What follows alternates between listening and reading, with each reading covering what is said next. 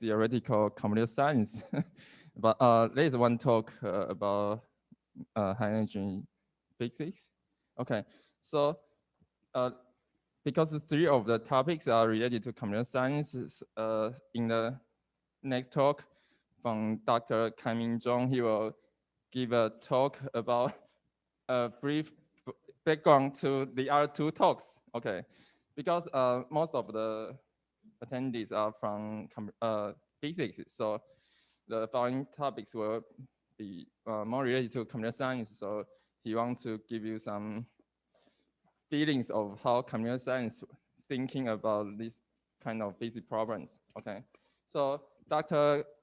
Ming, he got his PhD from Harvard, and he did his first postdoc. Maybe the only first start in Cornell, right?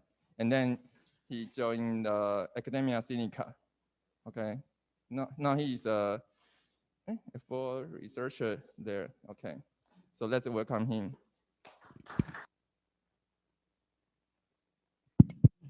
Yeah, thanks, Qingyi, for the introduction. And yeah, as Qingyi mentioned, this would be maybe a kind of a weird type of talk that introduce two other talks.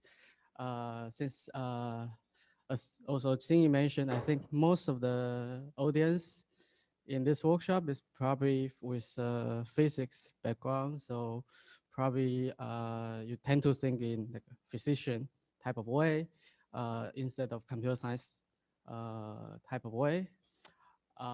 So I think it would be helpful to have some introduction to set up some concept, set up some context to help you to appreciate the other two talks. So this talk would not be about my research, but you can view it as a kind of a computer science or theoretical computer science 101. It will be a 20 minutes, very brief introduction about how computer scientists uh, uh, uh, think about the problems and how we do our research, at least for the theoretical aspect. So if you don't have a computer science background, I hope this talk will be helpful for you to listen to the next two talks. If you have, then I hope this will be a kind of useful review for you to kind of refresh some of the background from computer science. Okay, so let me just get start. Okay. Okay, so let me first mention that I'm not talking about computer science in general. I'm actually talking about theoretical computer science specifically. Theoretical computer science is only kind of a part of computer science and with maybe relatively different research methodology from general computer science. So at the end, I would maybe briefly comment on kind of other discipline in computer science.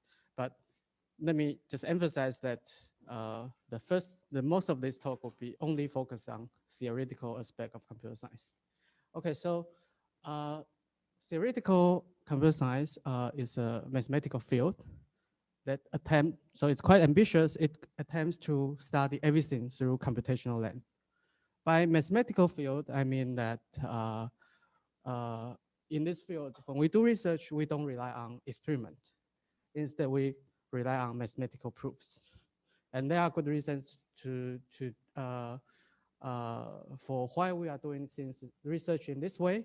And this is kind of the main point I want to convey or to give you a sense about. Because the next two talks about the theoretical computer science would be follow this kind of research methodology. And it's quite different from what physics usually do in research. Okay, so it's a mathematical field, and we study things in computational way. So how do we think about computation? It's also maybe different from usually how physics study physics, that it's something that model reality. And computation is in some sense more abstract. It talks about how to solve problems and compute answers efficiently. It's like algorithms to solve problems and design writing program, implement some algorithm, solving some computational problem. And we care about how fast we can solve the problem, like the efficiency of the algorithm. And so the best way to kind of get a sense of it is to see some example. So two example in kind of this short introduction is multiplication and factoring. So for multiplication, it's a simple problem that we learn from elementary school, where we are given like two numbers and we want to know the product of it. And we all know like we can use this simple elementary textbook multiplication algorithm to do the multiplication. So this is a computation problem. Given two inputs, we want to compute the output, the product of it. Another problem kind of is a converse of the problem is that it's factoring. So here the input is a number. And we want to, what we want to compute or what we want to find is their factorings. So what's the numbers that multiply that becomes this number. So it's the factoring problem. So again, here we have input, which is a number, and we have output, which is two numbers, non-trivial factors of this number. And we can actually think about it more generally. The input and output do not need to be numbers. It can be, we can also view proving mathematical theorem as a computation problem. The problem input would be a theorem statement. The problem output would be a long text of mathematical proof. You can also view this as a computational problem. We tend to not think it things this way, but you can think it this way, just to show how general computation is. So I will not get into too much about this slides, but just mention that so this computational lens can be very broad, as we see in the like kind of last example. So we can also using computational lens to study like evolution, how our Earth evolved to the current status with so complicated and rich species, with so complicated DNA sequence that defines human in this short time.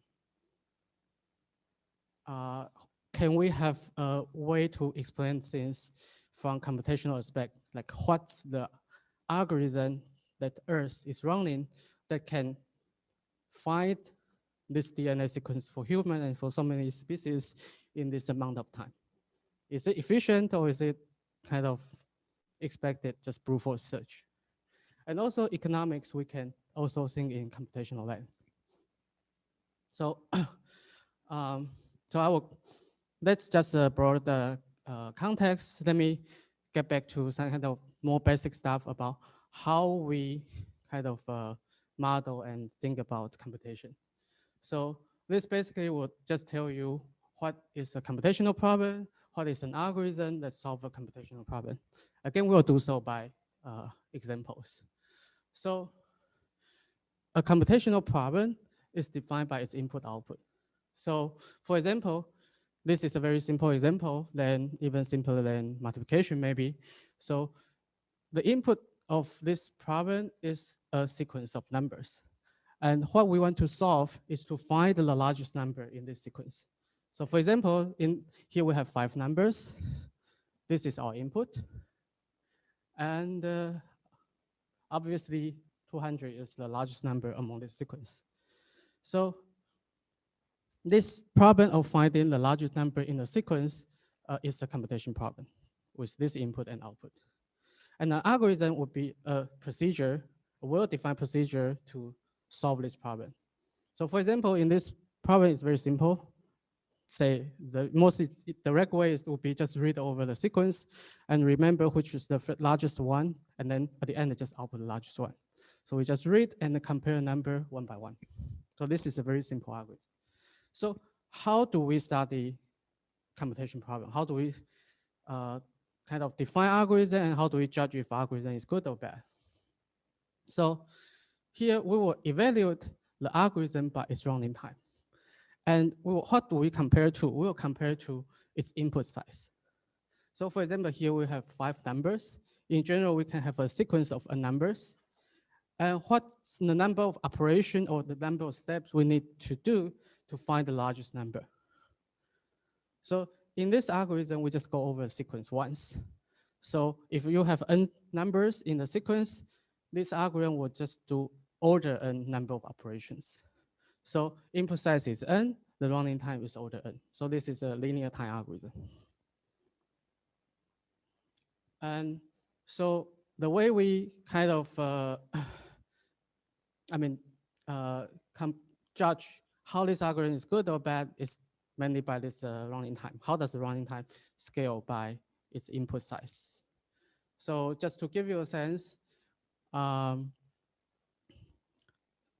the example of multiplication, the textbook multiplication, if you are multiplying two numbers with n digit, you will need to do roughly n square operations. So n squared is clearly bigger than n, so it's less efficient. In general, it can be n squared, it can be n to the 100, it can be linear in n, or it can be even exponential in n, 2 to the n, or some funny dependency on n. And of course, we want the algorithm to be efficient, so kind of order n is better than n squared. And roughly, we will say that if the algorithm's running time is polynomial in the input length, we will consider it as an efficient algorithm. This is a rough classification we will use in this talk. But if the algorithm's running time scales slower than a polynomial, like exponential or this funny quantity, we will say this algorithm is inefficient. And our goal in theoretical computer science is to find efficient algorithm to computational problems we care, or if we fail, explain why we fail. So again, let's apply this concept to these two examples. So for multiplication, I already mentioned this textbook multiplication would kind of multiply each digit of these two numbers kind of pairwisely. So the number of operation we need to do is scale in kind of n squared. So it's an n squared time algorithm. For factoring, I didn't mention how fast it can be, and it's for a good reason, because we actually don't know a very good algorithm for factoring. If you think about what you learned from elementary school or until now, we never learn a good way to factor a number. And in the math exam, we never ask to factor a big number. And that's really because we don't know how to do it efficiently in the world. And so the best classical algorithm would run in this funny time. So it's not too important how big this is, but you just need to know that this is slower than polynomial. It's grows exponentially. But if you have taken like quantum algorithm course, or if you look at some popular science introduction, you will know there's a Shor's algorithm. It's a quantum algorithm that can solve this factoring problem in polynomial time. And it's roughly n cube time. Maybe there are slight improvement, and, but surely it can be run in n cube time. So this is also an interesting example where there's a computation problem where the best classical algorithm is inefficient, but the best quantum algorithm is efficient. This shows kind of the power of quantum algorithms. Okay, so let me take one step back and then emphasize on the research methodology, which is very different from physics, to study algorithm, computation, and complexity. So here, I basically just repeat in a more abstract way what we have seen. So when we are given a computation problem, we want to see how to solve it, how fast we can solve it. So we will design an algorithm, like we said, like textbook multiplication, etc. And then we believe this algorithm will solve the problem. And then we'll start to analyze this algorithm. We'll try to show that this algorithm first is correct, in the sense that given any input instance, this algorithm will always output a correct answer. This we need to prove using rigorous mathematical proofs. And we will also analyze its efficiency. So we need to show that this algorithm A always terminates in desired runtime, say n squared, say n cubed, or linear.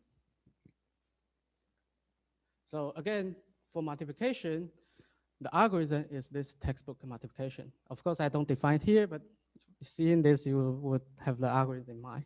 I wanted to show that it's correct. The output always be the product of the two input.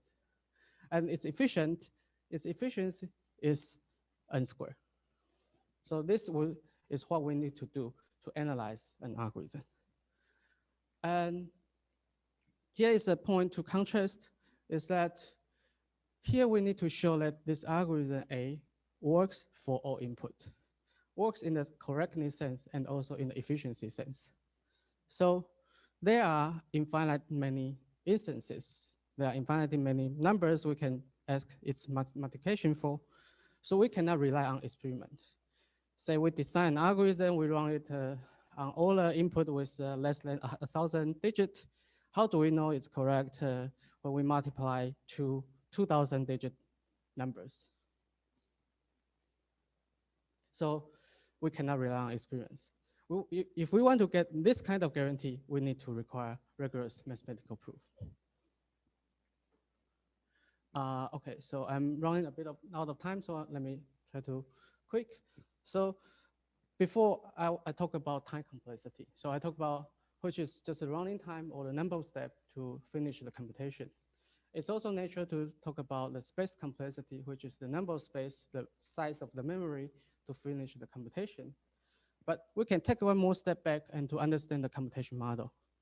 So here, when we say this algorithm, we maybe think about our program. We write a Python program run on the conventional computer. And if you have some computer science background, you may see Turing machine. And if you work with quantum algorithm, you may see quantum circuit or classical circuit. And for Nai-Hui's talk, we will talk about classical quantum hybrid model. In all these different computation model, we may have different complexity other than time and space. And for example, in Nai-Hui's talk, he will focus on the depth complexity. So, yeah, so just 2 slides for each talk. So in Nai-Hui's talk, his motivation is to understand what the power of a near-term quantum computer. And he will tell you why this near-term quantum computer need to have a low depth. And the natural question will be what's the near-term quantum computer can do. So the way he studied the problem is to consider 2 computation model. One is just the polynomial time quantum computer with no depth restriction.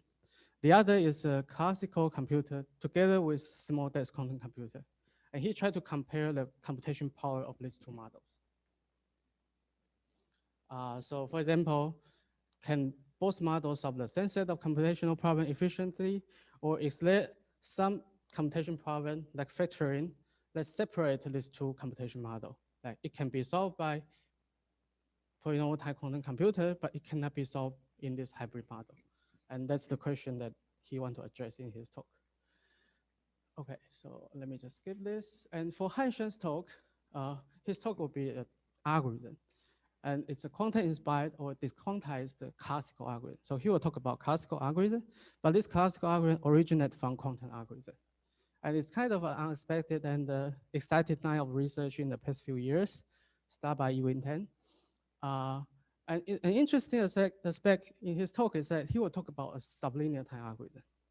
By sublinear time, I mean the algorithm's running time will be shorter, smaller than the input size. So it will not even have time to read the input. So to make sense of it, we need to have a special way to access the input. In the quantum case, it will be a current access to the input. In the classical case, as Han-Hsuan would say, that it will be a sampling access to the input. Okay, so I will just finish here. This is slides not related to their talk that I will get into if I have time, but I'll just show it here. Okay. Let's thank Ming. Any question?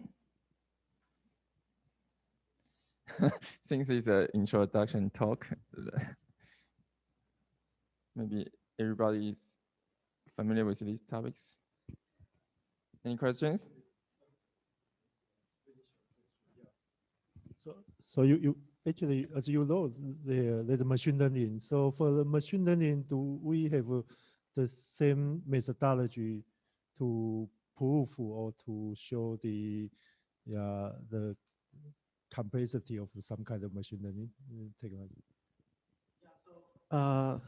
That's a very good question because that give me some time to get to the slides. So as I mentioned in the beginning, theoretical computer science is only one methodology in computer science. And this methodology is great if it works, but it doesn't always work. So there are many algorithms that cannot be analyzed with provable guarantee. Like it provably learn this model with 99% of accuracy and run in kind of n squared time.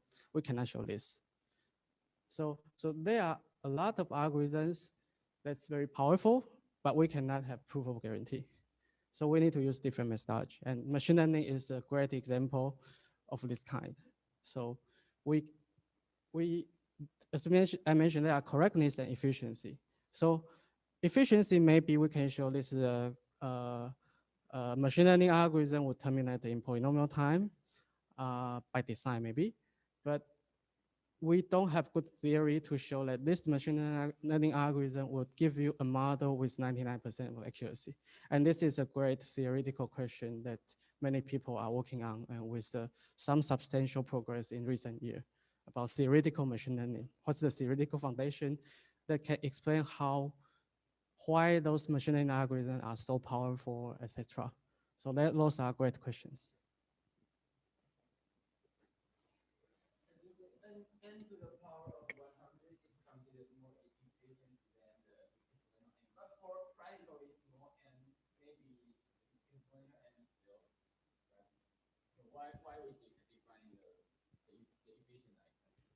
Yeah, so that's also a good question. So that depends on what you care about. So n to the 100 versus 2 to the n, maybe n to the 100 is way bigger for n less than maybe 100. But 2 to the n would grow much faster. Say if n is become 100 or 1,000, then 2 to the n would be definitely much larger than n to the 100. So in theoretical computer science, we care about the asymptotics, like how this algorithm's runtime depend on its input size. But in physics, or maybe in many practical instances, all we care about is n equal to 20. And then, as you said, n to the 100 is much smaller than 2 to the n. So both argument make sense, and that depend on what you care about. So for theoretical computer science, we care about the computation itself. We care about the underlying principle about how fast we can solve a problem asymptotically, not how fast we can solve a problem with specific instance size practically.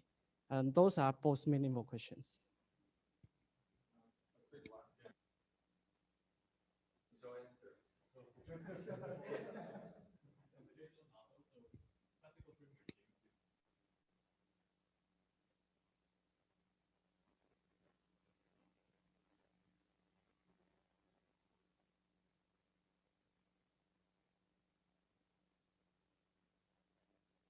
Let's take it offline.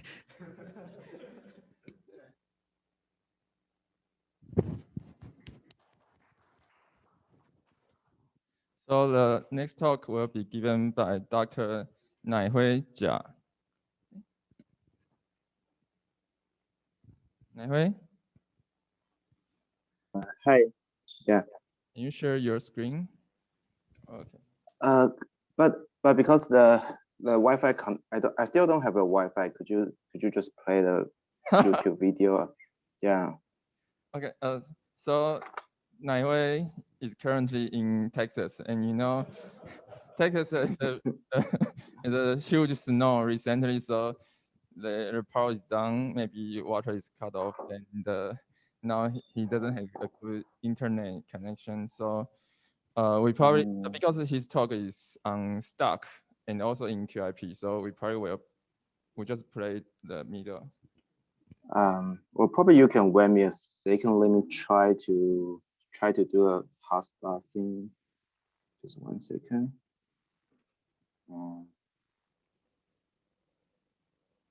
Wait.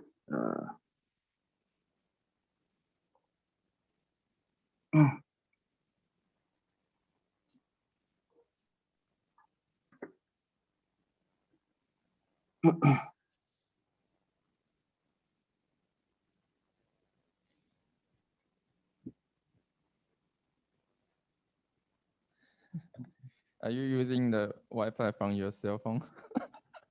Yeah, I'm trying to do that. Okay, I'm 1 second, 1 second. Google Slide.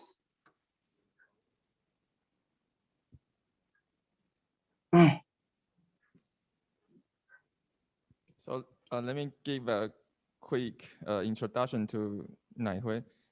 Dr. Nai-Hui Jia, he got his PhD from Penn State University in the Department of Computer Science, and he joined University of Texas Austin under the supervision of Sky Erson for the past 2 years, and now he became a postdoc in Maryland.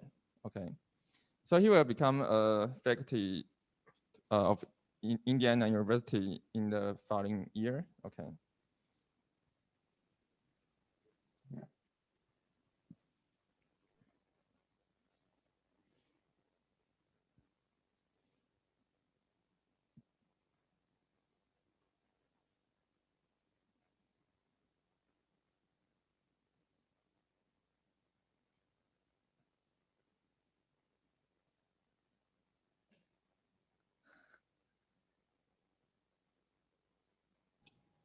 Can you hear me now?